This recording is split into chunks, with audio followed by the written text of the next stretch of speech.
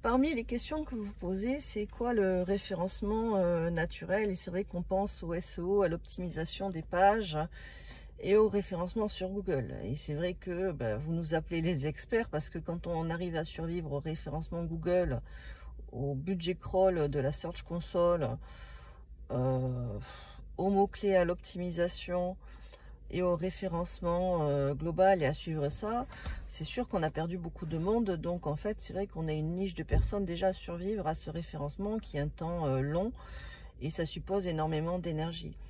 Or, le référencement, c'est pas juste la Search Console ou Google. Mais par exemple, en fait, avant que même Google indexe une page, des fois c'est les IA, notamment d'OpenAI, d'Apple ou d'autres IA en fait qui ont déjà référencé votre texte s'ils le jugent utile et pertinent pour ses utilisateurs.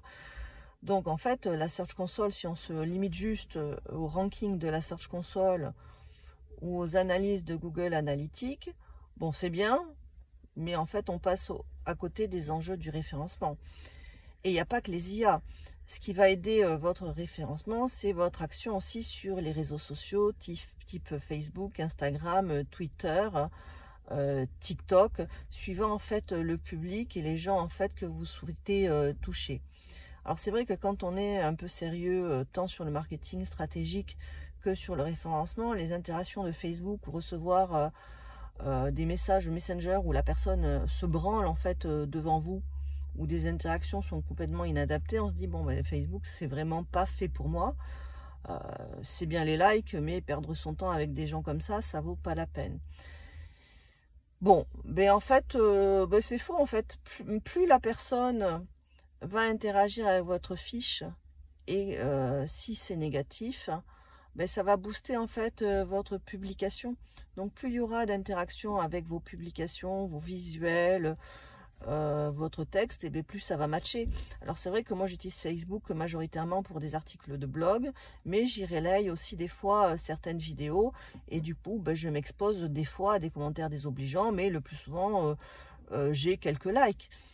Ouais, mais en fait c'est ça qui fait le job, parce que les mecs ils vont pas avoir un commentaire désobligeant sur un post en fait, ils vont pas réagir à ce post, surtout si c'est hyper structuré et carré.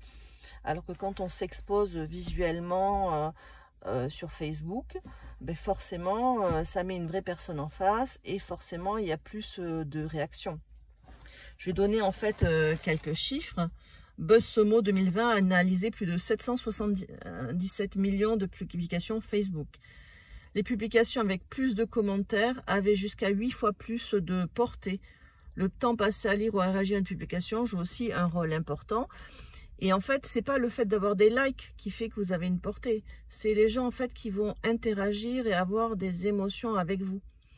Donc c'est vrai que déléguer une publication à une community manager, c'est vrai que c'est tentant. Mais finalement, si la parole n'est pas assez authentique, qui ne va pas vous représenter, ça va moins bien matcher. Donc c'est sur les réseaux sociaux, c'est quand même mieux quand c'est vous en fait qui vous investissiez. Alors je sais bien que c'est s'exposer parfois à des commentaires un peu à la one again et déplacés, c'est une perte de temps. Mais bon voilà, ça mange pas de pain une fois par semaine de répondre aux commentaires en étant poli, même si vous trouvez le commentaire désobligeant. C'est toujours mieux que de faire de la prospection dans le dur ou un téléphone, parce que ça va faire en fait avancer vos publications. Voilà. Bon. Et puis des vidéos, c'est pas obligé de faire un truc hyper fort en fait. Hein. Vous prenez votre smartphone, vous filmez, vous tchatchez et c'est bon.